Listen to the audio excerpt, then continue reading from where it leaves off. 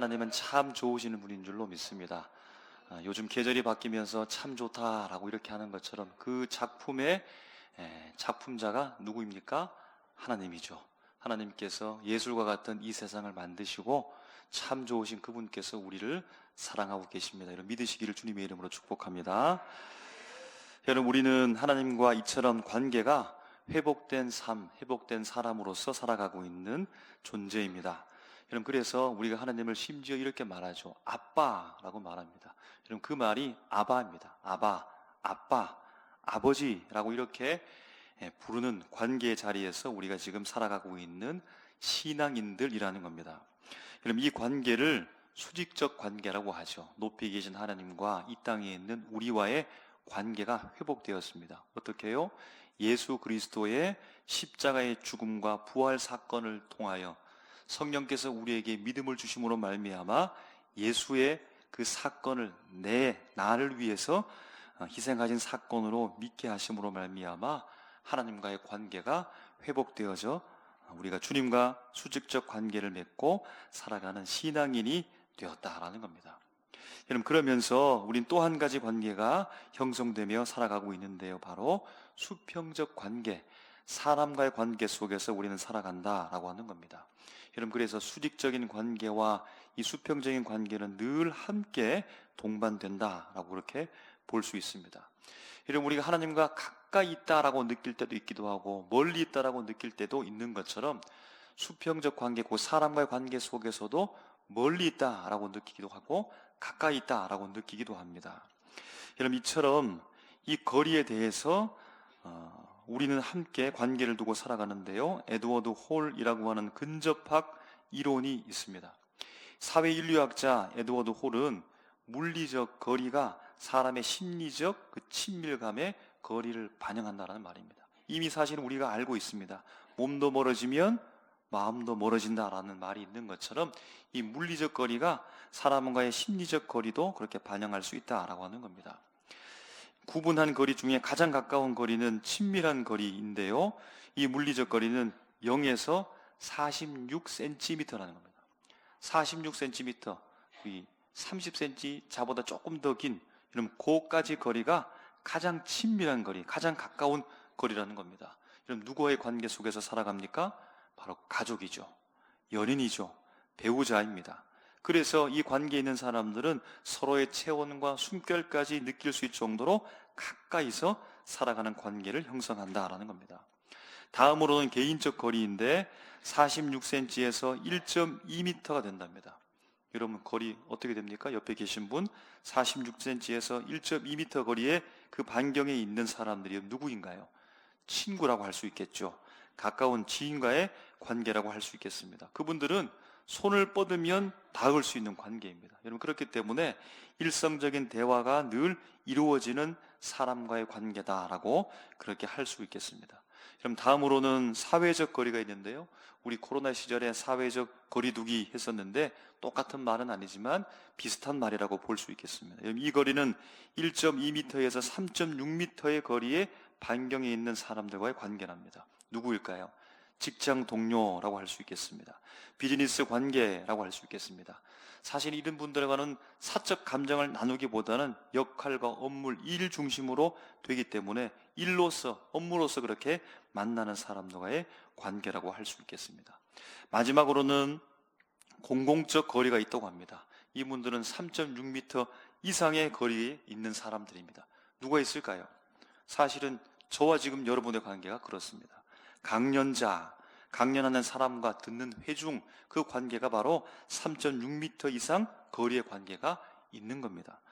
그래서 이렇게 있으면 제가 일방적으로 말씀하고 있고 눈빛으로 그냥 표정으로 제가 받을 뿐이니까 개인적 교감은 거의 없는 관계라고 볼 수 있는 겁니다. 여러분, 그렇기 때문에 신방과 모임과 소모임을 통해서 우리가 함께 만나야 거리를 좁힐 수 있는 것이고 친밀한 거리 속에서 하나님이 주신 은혜를 함께 공유할 수 있는 겁니다. 익명의 관계입니다. 개인적 교감이 별로 없습니다. 낯선 사람의 관계로 그렇게 멀리 살아간다는 겁니다.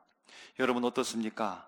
우리에게 주어진 수평적 관계 속에서 많은 사람들이 각각 우리와 관계를 맺고 살아가는데 여러분, 그분들은 우리와 얼마만큼의 거리를 두고서 살아가고 있습니까? 그럼 이와 관련해서 또 한 번 수 개념으로 말하는 사람이 있는데 바로 던바의 수라는 개념을 말한 심리학자 로빈 던바라는 사람이 있습니다. 이분은 사람이라고 하는 존재는 인간이 맺을 수 있는 그 관계의 깊이를 수치로 그렇게 분류를 합니다. 첫 번째는요, 핵심층이 있는데 이 핵심층의 사람은 5명 내외랍니다. 5명 내에 있는 사람이 핵심층이라는 겁니다. 정서적으로 함께 지지대를 가지고 있으면서 도와주며 도움을 받으며 살아갑니다. 여러분, 그래서 위기에 처했을 때에 부르는 사람 중에 이분들을 부르면 당장 달려오는 사람들이라는 겁니다. 그럼 두 번째는 친밀층이 있는데요, 숫자로 보게 되어지면 15명 내외라고 합니다. 이분들하고는 정기적으로 소통을 한답니다. 깊은 신뢰를 공유하면서 살아가는 존재라고 합니다. 그래서 공감할 수 있는 집단이다, 이렇게 말한답니다. 세 번째는 유대층이 있는데요, 약 50명 내외의 사람이라고 합니다. 자주 보지는 못하지만 늘 친근감을 가지고 있는 겁니다. 그러니까 멀리 있는 친구를 생각할 수 있겠죠. 마지막으로 네 번째는 인맥층인데 150명 내외라고 합니다. 이분들은 이름만 알고 있다는 겁니다. 여러분, 그래서 우리가 인맥을 늘리기 위해서 이 사람도 만나고 저 사람도 만나고 연락하면서 막 이렇게 우리가 관리하는 것처럼 그런 관계를 맺고 있는데 사실은 한계치를 150명으로 그렇게 본다는 겁니다. 이런 위와 같이 이런 분류된 관계 속에서 모든 관계가 다 여기 안에 포함되어 있다라고 말할 수는 없겠지만 대체로 우리는 이러한 거리와 수적 개념 속에서 사람들과의 그만큼 거리와 그 수 속에서 포함되어져서 우리는 살아가고 있다라는 겁니다. 여러분, 그런데 우리는 그냥 살아가는 게 아니죠. 이런 수평적 관계의 거리를 두고서 살아가면서 우리는 하나님과 수리적 관계 속에서 살아가는 신앙인으로서 산다라는 겁니다. 여러분, 그러면 이제 생각해 보는 겁니다. 우리가 이처럼 다양한 거리 가운데 관계를 맺고 있는 사람들, 다양한 수적 개념을 가지고 만나고 있는 이 사람들, 이 관계 속에서 내가 수직적 하나님과 관계를 맺고 있는 신앙인으로서 살아가는 그 삶은 어떠한 영향력을 주고받게 되어질까요? 사람과의 관계의 거리를 통해서 내가 하나님과의 그 수직적 관계의 거리는 어떻게 영향을 받고 영향을 미칠 수가 있을까요? 여러분, 이번에는 역으로 한번 생각해 보면 가장 먼 거리, 가장 많은 숫자부터 한번 보겠습니다.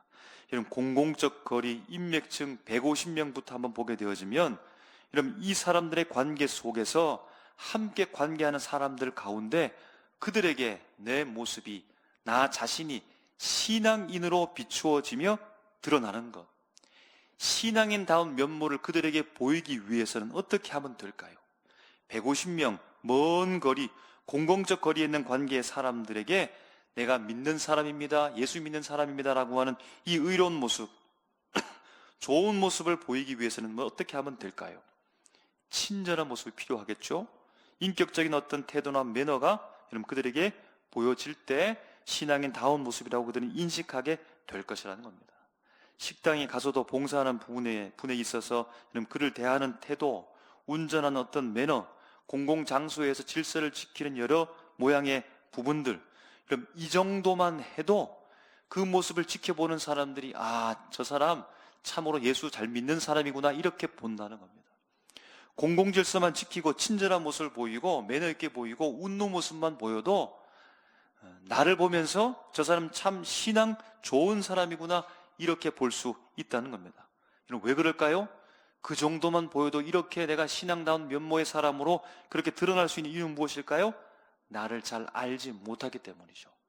단점도 잘 모르고 장점도 잘 모르고 그저 보이는 그 외모의 모습을 통해서만 그를 판단하고 평가할 수 있기 때문에 좋은 모습처럼 이미지만 좋게 하게 되어지면 그 사람들에게 내가 신앙의 좋은 사람의 면모로서 드러날 수 있다는 겁니다.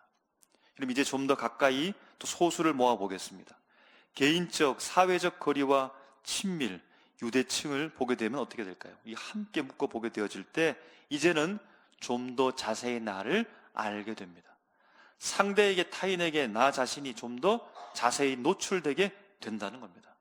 여러분, 그래서 나 자신이 이렇게 가까이 온 사람들에게 신앙인다운 면모를 보이기 위해서는 어떻게 할까요?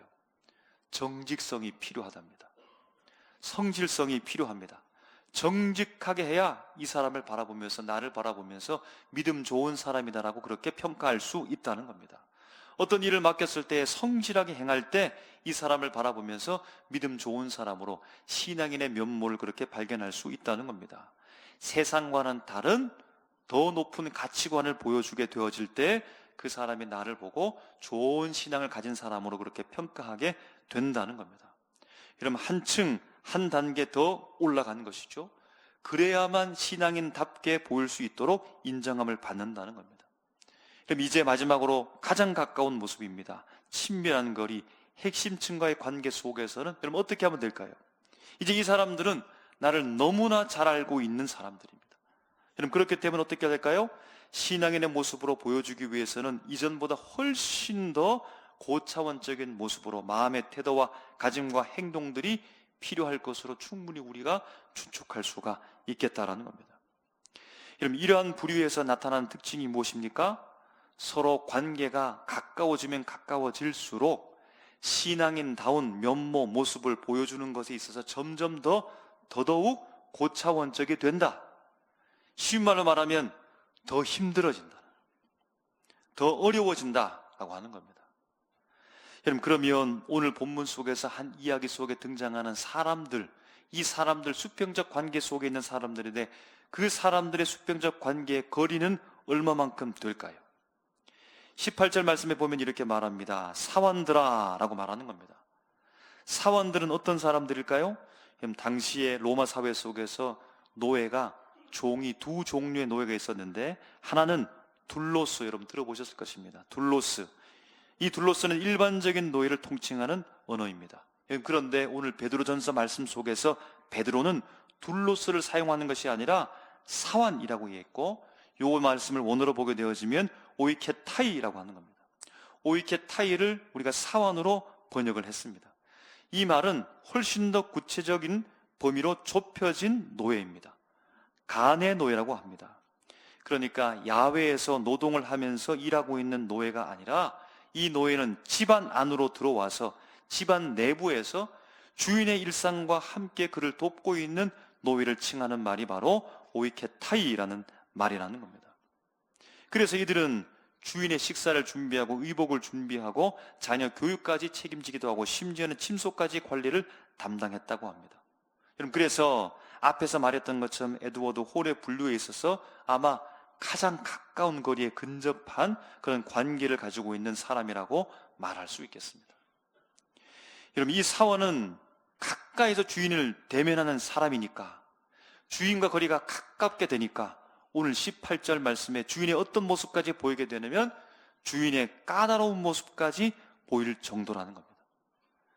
까다롭다라고 하는 이 말의 원어적 뜻을 보니까 비뚤어졌다는 겁니다. 뒤틀렸다는 겁니다. 무슨 말씀입니까? 주인이 틀렸다는 겁니다. 주인이 부당하다는 겁니다. 여러분 이처럼 잘못된 주인에 대해서 사환이 가까이 있기 때문에 그것이 보인다는 겁니다. 여러분 그것이 이 사환, 노예와 아무 상관없는 일이 아니라 자신에게 까다롭다는 거예요. 자신에게 비뚤어졌다, 자신에게 뒤틀렸다라고 하니까 자신이 부당한 대우를 지금 받고 있다는 겁니다. 여러분 그러면 사환으로서 직간접적으로 대응하는 어떤 반응적 행동이 분명히 있을 텐데 그렇게 하지 않는다는 겁니다. 그렇게 하지 않는 이유는 무엇입니까? 그가 예수 믿는 사람이기 때문이라는 겁니다. 예수 믿지 않는 사람이면 그가 할 수 있는 어떤 응대의 반응적 행동을 했을 텐데 그렇게 하지 않는다는 겁니다. 주인으로부터 까다로운 이러한 대우를 받고 있는 이런 당시의 사환들이 하는 행동적 반응이 여러 분류로서 있었다고 하는데요. 첫 번째는 소극적으로 저항한다고 합니다. 여러분 이것은 당시 노예들이 주인의 재산을 축내는 방식으로 복수했다고 합니다. 로마의 농학자 콜루멜라라고 하는 기록에 보게 되어지면 노예들이 주인의 가축을 일부러서 제대로 돌보지 않았답니다. 농기구를 막 파손했답니다. 망가뜨린 겁니다. 경제적 손실을 이렇게 입힘으로 말미암아서 자신을 괴롭힌 것에 대해서 그렇게 보복을 했다는 겁니다. 여러분 어떠합니까? 이러한 보복 방법이 어떠합니까? 좋은 방법인가요? 두 번째 보게 되어지면 적극적 저항이 있었는데 가장 흔하면서도 가장 강력한 저항이었다고 합니다. 바로 도망쳤다는 겁니다. 우리가 신약 말씀 속에서도 빌레몬이라는 종이 도망쳤죠. 오네시모입니까? 오네시모 도망쳤죠. 그런 것처럼 로마법에 도망친 노예를 잡는 그 사냥구되는 규정이 있을 만큼 노예들이 많이 도망치면서 자신의 부당한 처우에 대해서 이렇게 반응을 했다는 겁니다. 여러분, 이것은 흔한 일이었고 또 도망치는 이 좋은 방법을 통하여서 주인에게서 타격을 입음으로 말미암아 그가 할 수 있는 대응이었다는 겁니다. 여러분, 주인에게 이처럼 할 수 있는 이 보복의 행위 어떻습니까? 좋은 방법으로 보이나요? 그럼 세 번째는 극단적 저항인데 바로 주인을 살해하는 일입니다. 그럼 쌓이면 분노가 쌓이면 마침내 폭발하게 되죠. 주인의 그 까다로운 삐뚤어진 행동, 자꾸만 나에게 부당하게 그렇게 하는 행동이 내 마음 가운데 참고 쌓이면 폭발하게 되어져서 주인을 살해한다는 겁니다. 타케투스의 연대기에 보게 되어지면 서기 61년에 로마의 시장이었던 페다니우스 세쿤도스라는 사람이 노예에 의해서 실제로 살해당했다는 기록이 있다고 합니다.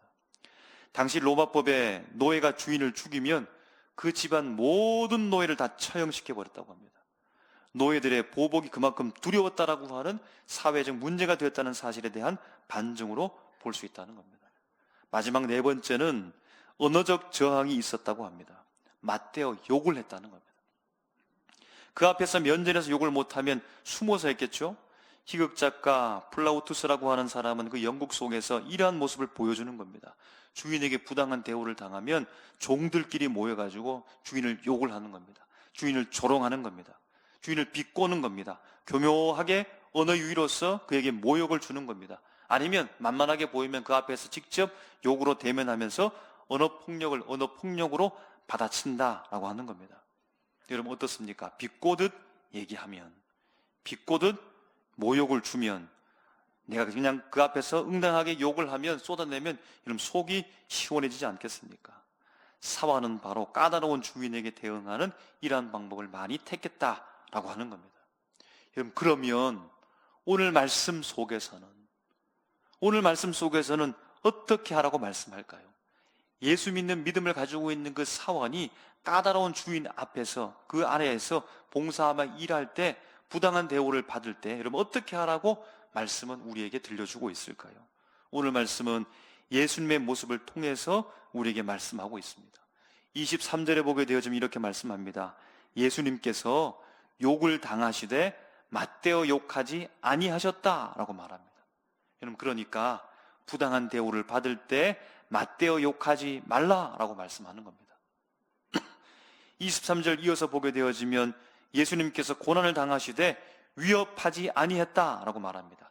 나중에 두고 보자고 마음속에 막 칼을 품고서 여러분 그렇게 복수를 다짐하고 있는 것 하지 말라라는 겁니다.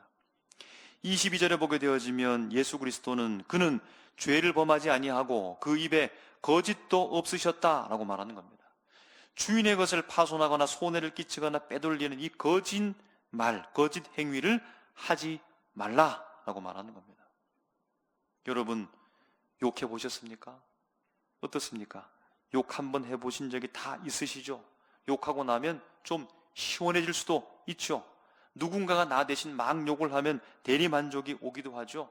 영상에 보니까 막 그런 말도 있는 것 같습니다. 욕도 서슴지 않고 막 말을 합니다. 여러분 협박까지는 아니더라도 위협해 보셨습니까? 마음속에 복수심을 여러분 가지고 살아가고 계십니까? 그러면 어떻게 됩니까? 나를 쉽게 보지 못하죠. 함부로 대하지 못하죠. 그전에 나를 함부로 대했는데 내가 이렇게 보복심을 가지고 있다는 사실을 알려주면, 그렇게 대응하게 되어지면 나를 함부로 대응하지 못하죠. 거짓으로 대응하면, 내가 어떤 지혜를 가지고 교묘하게 그것을 대해서 그 사람에게 손해를 끼치게 되어지면, 나를 함부로 다루면 손해를 본다라고 하는 사실을 알려주니까 여러분 우리의 속이 시원해질 수 있겠죠. 여러분 그럴 것 같은데 왜 성경은 그렇게 하지 말라고 할까요? 그렇게 대응을 해도 좋은 방법, 해결할 수 있을 것 같은데, 스트레스가 풀어질 수 있을 것 같은데, 그래서 내가 이 세상 속에서 잘 살아갈 수 있을 것 같은데 왜 성경은 그렇게 하지 말라고 말씀하고 있는 것일까요? 그렇게 안 하면 억울해서 어떻게 합니까? 그렇게 하지 않으면 답답해서 어떻게 합니까? 그렇게 하지 않으면 내 속에 스트레스가 꽉 차여서 여러분 어떻게 합니까? 그렇게 당하고만 살아서 정말로 살 수가 있겠습니까? 그렇게 손해보면서 당하고 있는 삶이 정말로 내 삶에 있어서 무슨 의미가 있는 걸까요? 어떤 의미가 있길래 성경은 그렇게 대응하지 말라고 말씀하고 있는 것일까요? 19절에 말씀하기를 이렇게 말씀합니다. 부당하게 고난을 받아도 하나님을 생각함으로 슬픔을 참으면 이는 아름다우나 라고 말합니다. 20절에 말씀합니다. 죄가 있어 매를 맞고 참으면 무슨 칭찬이 있으리요? 그러나 선을 행함으로 고난을 받고 참으면 이는 하나님 앞에 아름다우니라 라고 말씀합니다.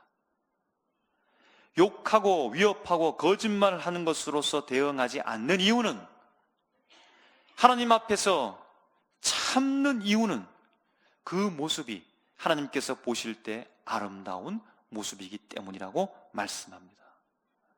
여러분, 여기에서 아름답다라고 하는 말의 헬라어 카리스입니다. 그레이스, 은혜라는 말입니다. 더 풀어서 상세하게 주석하게 되어지면 하나님의 은혜가 머무는 상태랍니다. 하나님을 생각함으로 말미암아 내가 부당하게 대우받는 그것에 대해서 참으면 하나님의 은혜가 내 안에 머문다. 하나님의 은혜가 내 마음속에 가득 차게 되어진다. 그것은 무슨 말씀입니까?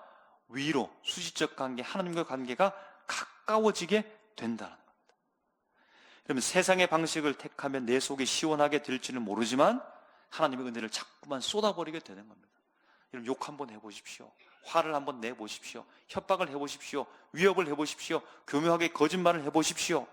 내 속에 들어왔던 은혜를 자꾸만 다 쏟아지게 되어집니다. 그래서 우리가 흔하게 이렇게 말하죠. 은혜 받고서 은혜를 쏟지 않도록 주의하라고 그렇게 말씀하죠. 수직적 하나님과의 관계는 결국에는 손상이 가고 결국에는 단절될 수도 있다는 겁니다. 하지만 하나님을 의식함으로 참음으로 말미암아 하나님께서 보시기에 그 모습이 가장 아름다운 모습이 되어주고 하나님의 놀라운 은혜가 내 속에 자꾸만 쌓이게 되어져서 세상의 방법이 아니라 하나님께서 주시는 놀라운 은혜를 우리 가운데 품을 수 있게 된다는 겁니다.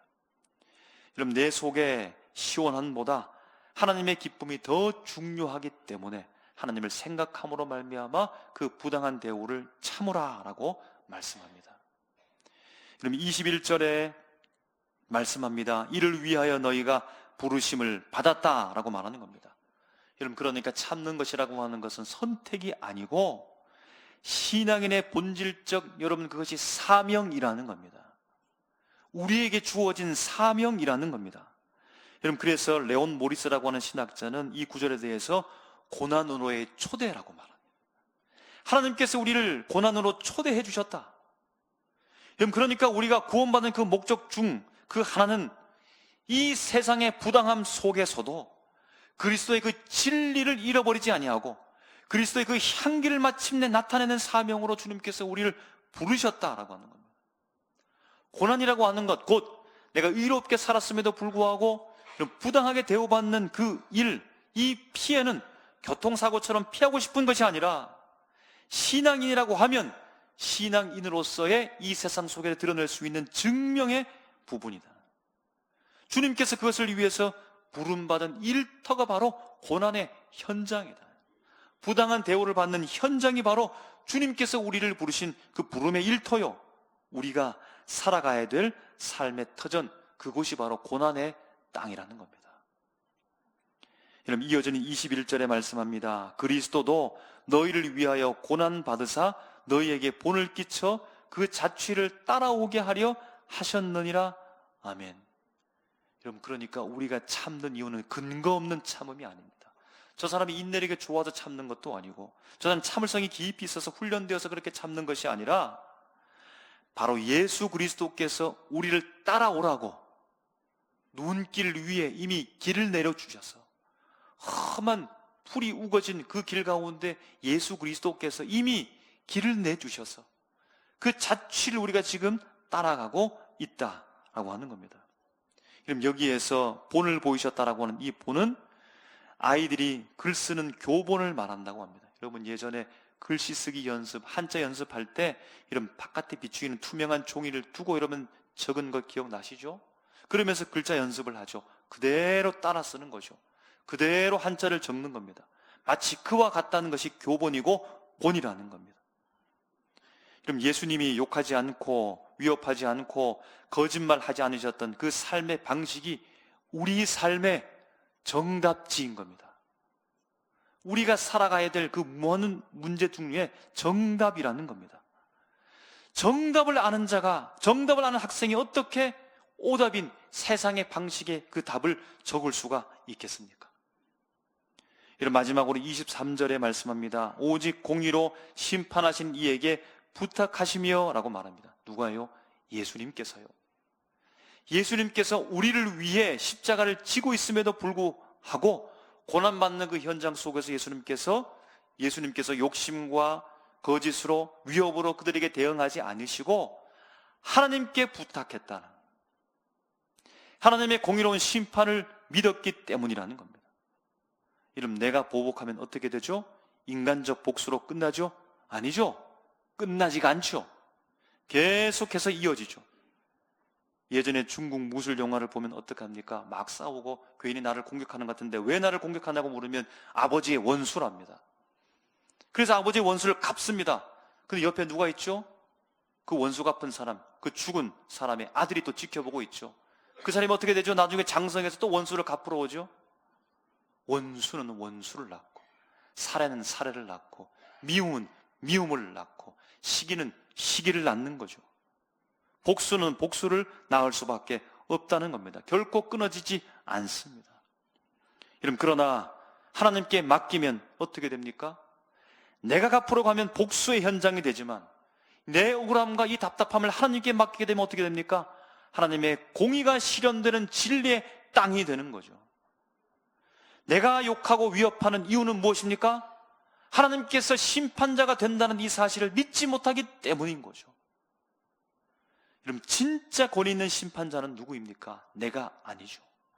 내가 심판자가 되기 위하기 때문에 우리는 큰 아픔과 고통 속에서 계속해서 벗어나지 못하면서 그 속에서 헤매며 살아가고 있다는 겁니다. 진짜 권위 있는 심판자, 바로 하나님이라는 사실을 우리가 믿는다면 우리 속에 무엇이 찾아올까요? 평안이 찾아오죠.